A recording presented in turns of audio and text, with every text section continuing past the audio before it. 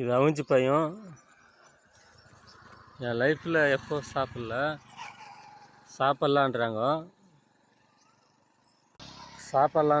பயமாக்குது. பார்க்கலாம், ஒன்று சாப்பிட்டு பார்க்கலாமா? கட்டியாக்குது பேர் புட முடியல.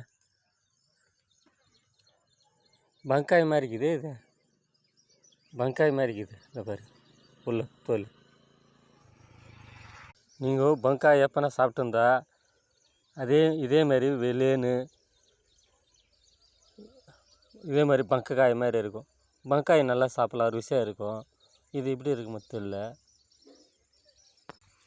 பையன் அறுத்துக்கலாமா? டைம் பாஸ் நல்லா வர மாதிரி இருக்குது இந்த பையன் சாப்பிட்டா. அல்லு கடிக்குமா?